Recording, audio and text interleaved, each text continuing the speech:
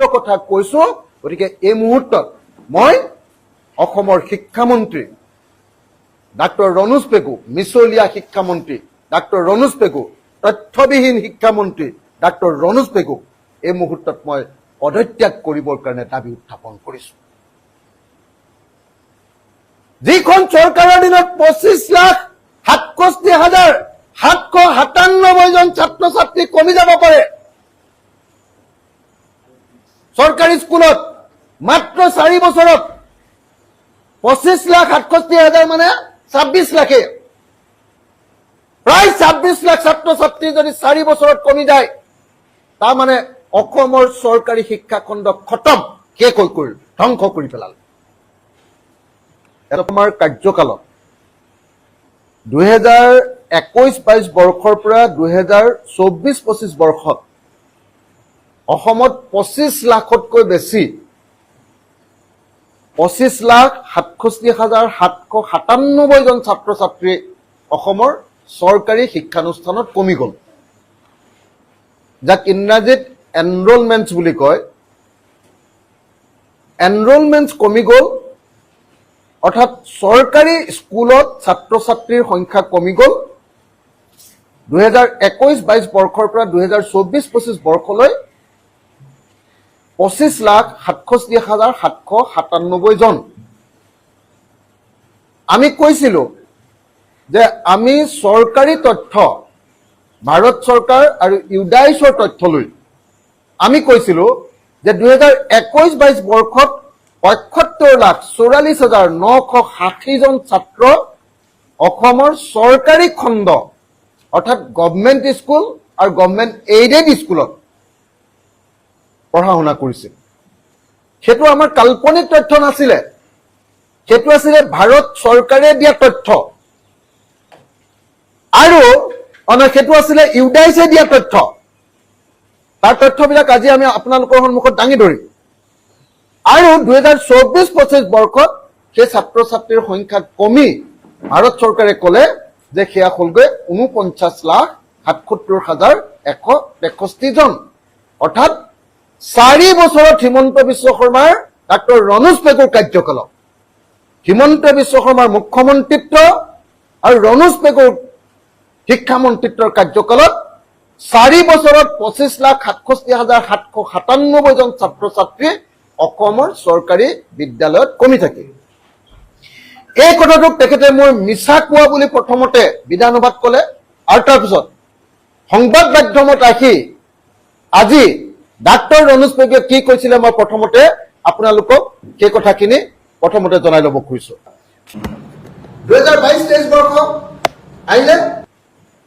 71,16,900 জন 71,16,900 জন হয়নে আপুনি দেখুৱাই দিছে বল কৰি দেখুৱাই দিছে এইটো আপোনালোকে চাই লওক চৰকাৰী তথ্যত স্পষ্টকে ইউডাইছৰ তথ্যত কৈছে গভৰ্ণমেণ্টৰ তথ্যত কৈছে যে 2021-22 বৰ্ষত 75,44,960 জন ছাত্ৰ ছাত্ৰী অসমৰ চৰকাৰী শিক্ষা খণ্ডত আছিল তাৰ পাছত এতিয়া আপোনালোকক মই লৈ আহিছো সেইটো তথ্য মই আপোনালোকক এইটো তাৰ তথ্য আপোনালোকক মই এটাকে সেকেন্ড কপিটো এই যে 71 লাখ ছাত্ৰ ছাত্ৰী আছে তাৰ কপিটো মই আপোনালোকক দিলো এইটো দিলো নেক্সট এবাৰ আহিব আপোনালোকক মই দেখুৱাব খুজিছো এবাৰ গভৰ্ণমেণ্ট অফ ইণ্ডিয়াৰ ministry of education department of school education and লিটাৰেচি 30/6/2026 অৰ্থাৎ যোৱা 30 তাৰিখৰ দিনা জুন মাহৰ 30 তাৰিখৰ দিনা 2026 চনৰ জুন মাহৰ 30 তাৰিখৰ দিনা ৰিপৰ্টত কি কৈছে চাওক পেজ নম্বৰ 4 ৰিপৰ্টৰ পেজ নম্বৰ 4 উলিয়ালে ৰিপৰ্টৰ পেজ নম্বৰ 4ত একেবাৰে ওপৰত concerns was raised regarding the reduction in number of enrollment in government and aided school from 51,89,931 in 2023-24 to 49,77,100 63 in the year 2024-25. অৰ্থাৎ ইয়াত স্পষ্টকে আপোনালোকে নিজে চাওক, আপুনি দেখুৱাই দিছেনে পেজ নাম্বাৰ কিমান 4 তাত কৈছে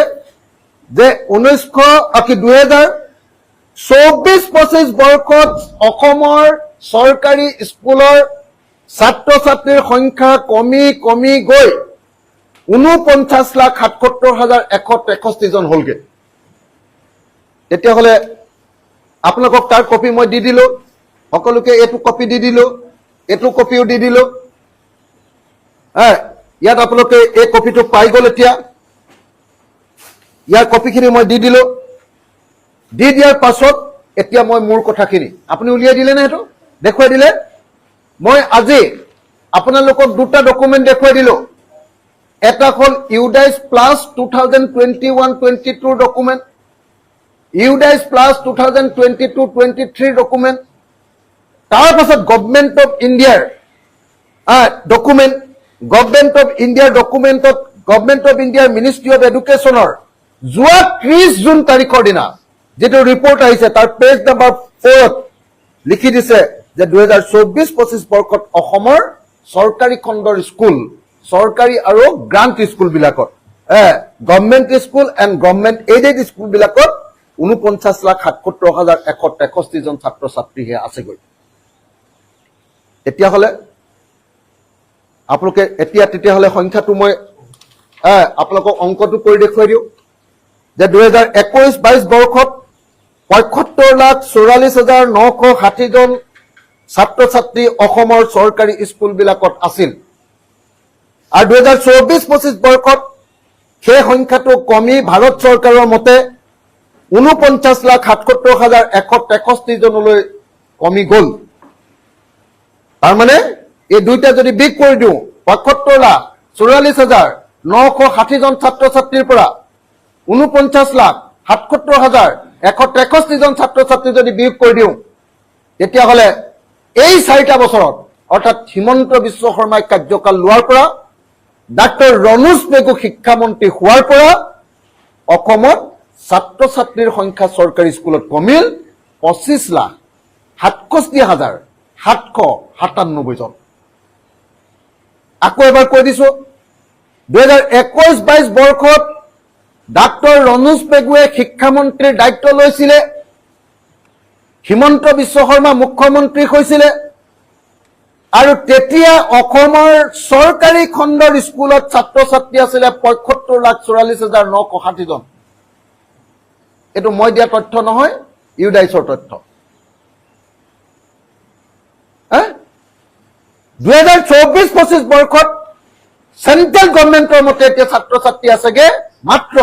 49,77,163 জন। তাৰমানে ছাত্ৰ ছাত্ৰী কমিলগে কিমান? ছাত্ৰ ছাত্ৰী কমিলগে 25,67,797 জন। এতিয়া ডাক্তৰ ৰণোজ পেগুক মই চেলেঞ্জ কৰিছো, শিক্ষামন্ত্ৰী ডাক্তৰ ৰণোজ পেগুক মই চেলেঞ্জ কৰিছো যে আপোনাক সংবাদমেল পাতি গভৰ্ণমেণ্টৰ ডকুমেণ্ট মই ৰাজহুৱা কৰি দিলো, মিছলীয়া এতিয়া আপুনি নে মিছলীয়া অখিল গগৈ,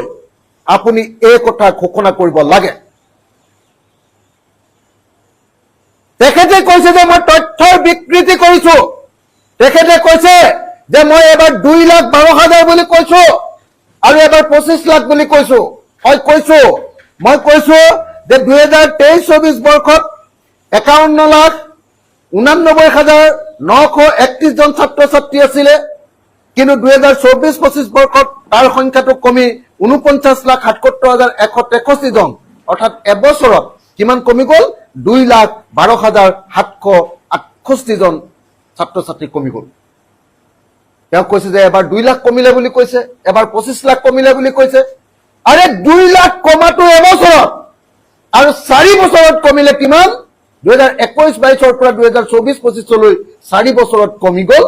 25,67,797 জন। ডাক্তৰ ৰণোজ পেগুৱে মিছা কথা ক'ব পাৰে, ডাক্তৰ ৰণোজ পেগুৱে তথ্য নোহোৱাকে মিছা কথা ক'ব পাৰে। হিমন্ত বিশ্ব শৰ্মাৰ মন্ত্ৰীসভাৰ মন্ত্ৰীবিলাকে মিছা কথা কয়, ৰাইজৰ দলে মিছা কথা নকয়, ৰাইজৰ দলে তথ্য বিভ্ৰাট নকৰে। গতিকে যদি যিহেতু তেওঁ কৈছিলে যে মই মিছা কথা কৈছো, তেওঁ বিধানসভাতো ভুল হোৱা বুলি কৈছে আৰু বাহিৰত ৰাখিও মই মিছা কথা কোৱা বুলি কৈছে। এতিয়া মই প্ৰমাণ কৰি দিলো যে মই মিছা কথা কোৱা নাই, মই একদম সত্য কথা কৈছো। গতিকে এই মুহূৰ্তত মই অসমৰ শিক্ষামন্ত্ৰী ডাক্তৰ ৰণোজ পেগু, মিছলীয়া শিক্ষামন্ত্ৰী ডাক্তৰ ৰণোজ পেগু, তথ্যবিহীন শিক্ষামন্ত্ৰী ডাক্তৰ ৰণোজ পেগু এই মুহূৰ্তত মই পদত্যাগ কৰিবৰ কাৰণে দাবী উত্থাপন কৰিছো। যিখন চৰকাৰৰ দিনত 25,67,797 জন ছাত্ৰ ছাত্ৰী কমি যাব পাৰে চৰকাৰী স্কুলত, মাত্ৰ 4 বছৰত 25,67,000 মানে 26 লাখে, প্ৰায় 26 লাখ ছাত্ৰ ছাত্ৰী যদি 4 বছৰত কমি যায়, তাৰ মানে অসমৰ চৰকাৰী শিক্ষা খণ্ড খতম, শেষ হৈ গ'ল, ধ্বংস কৰি পেলাল।